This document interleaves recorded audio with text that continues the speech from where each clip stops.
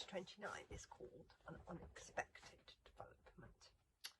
Outside, the dragon rebellion roared, but inside, the courtyard was spellbound with quietness. The witch was quite simply flabbergasted.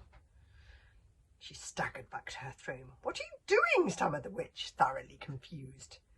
"You have turned yourself into a slave. What does this mean?" Look, there she is, magnificent Valhallarama, taking a slave mark. Yes, hang on. What are you doing? A mark is just a symbol, witch, said Valhallarama, and symbols can change. This is no longer the slave mark, but the dragon mark. I take this mark as a sign of my love and my faith in my husband and my son.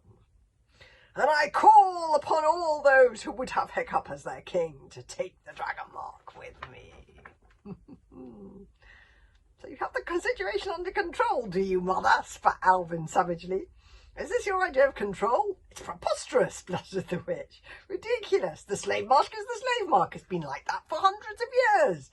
What do you mean, the dragon mark? You can't just change things like that. There's no such thing as a dragon mark. Valhallarama just made it up. She didn't, did she? Yes. I don't know whether we're going to find that out yet. Anyway, yeah. Hiccup could not quite believe what was happening. He looked around at the three Viking faces. Some of them were looking at the silver phantom. Others were looking at the floor. It was impossible to tell what they were thinking. Valhallarama was taking a huge gamble. It was asking way too much for someone to voluntarily take on a mark that had been considered the ultimate in shame for so long.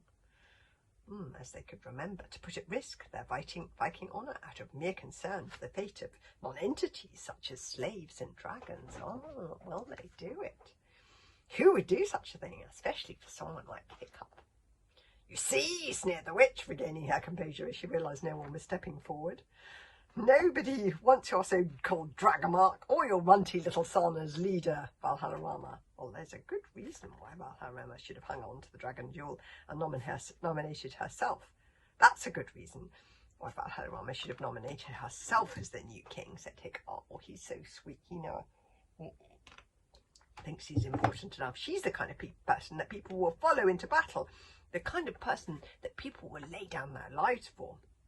But Hiccup had never been able to get anybody onto his team in Bashball, let alone to be the kind of person people risk their lives and honour for. "I will take your dragon mark," came a ringing cry from the back. Thuggery the meathead strode forward, all 6'3" of him. Thuggery, do you remember from the first book? Thuggery was the heir to Mugadon the meathead. Yes, in the first book he teamed up with Hiccup. In the first How to Train Your Dragon. Oh gosh, about 10 books ago.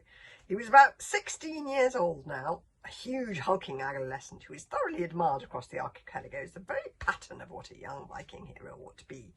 Many a Viking chieftain had wished their own sons could be a bit more like Thuggery. Now his father Mugadon thundered out, "Thuggery, I'm ordering you as your father and your chieftain. Do not dare take that mark." But Thuggery strode forward nonetheless.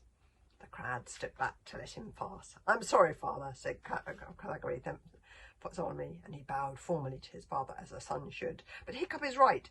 If the dragons were free, they would not make war on us. It is time for a new world, a better one."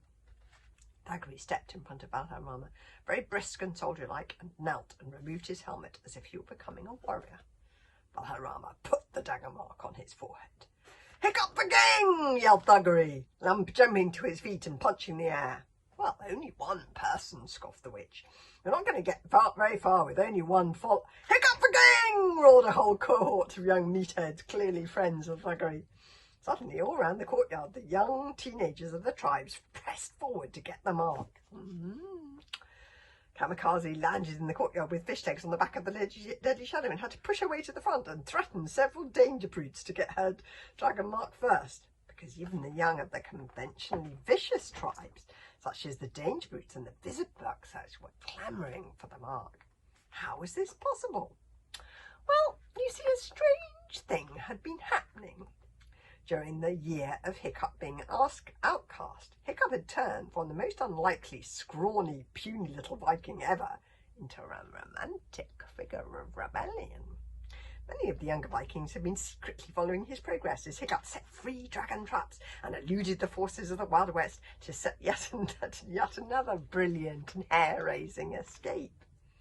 They had been whispering in secret stories of Hiccup's adventures.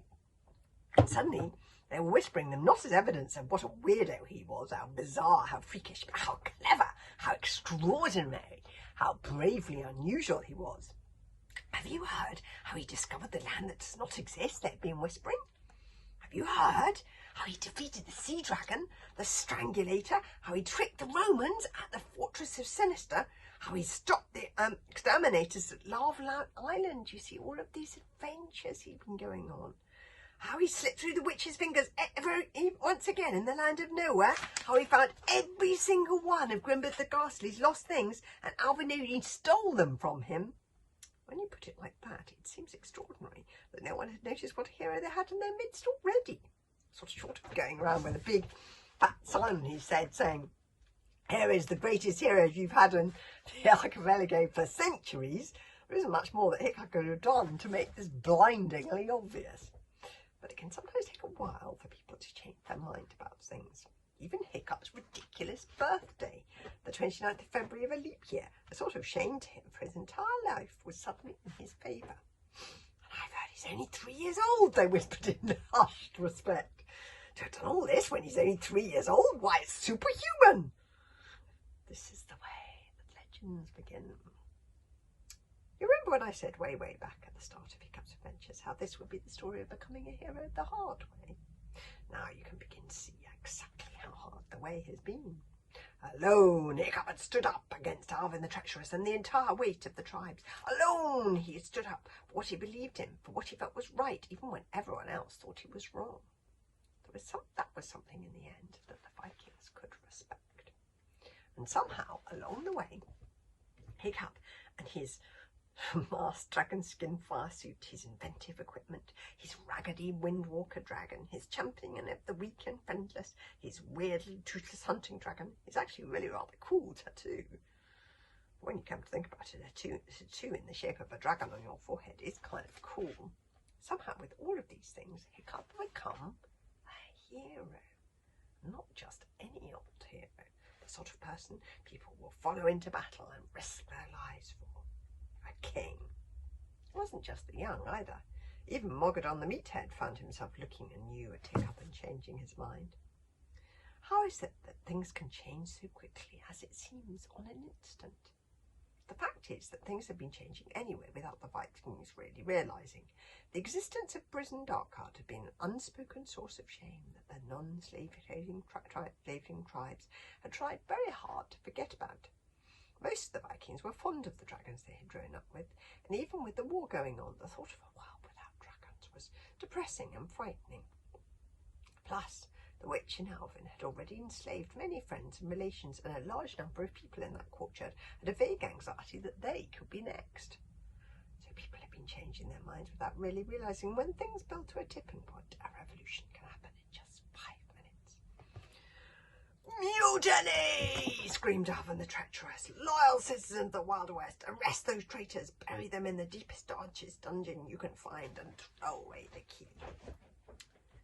Absolute chaos then ensues in Prison Darkheart, as in one life-changing second, everybody tried to decide which side they were on, and furthermore work out which side everybody else was on, which wasn't very easy on the spot at the moment like that.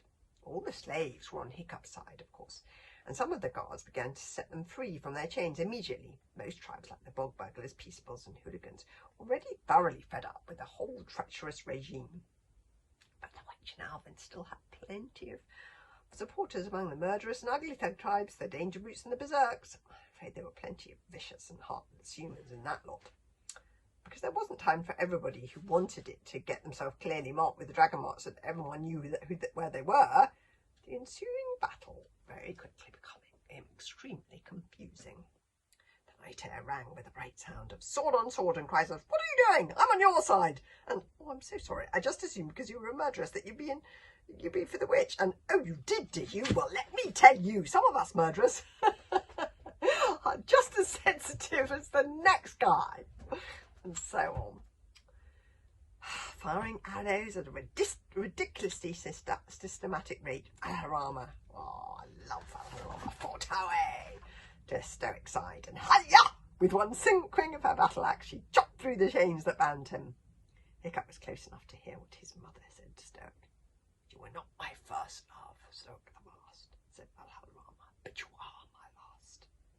Stoic's tired eyes, lit up, and then her Al-Harama grinned, just like she must have grinned once when she was a wild little girl. I love that because that's in the shape of a heart. What does it say? "You were not my first love, Stoic the last, but you are my last." Oh. "Welcome to the Kalpani of the Dragon Mark, Chief."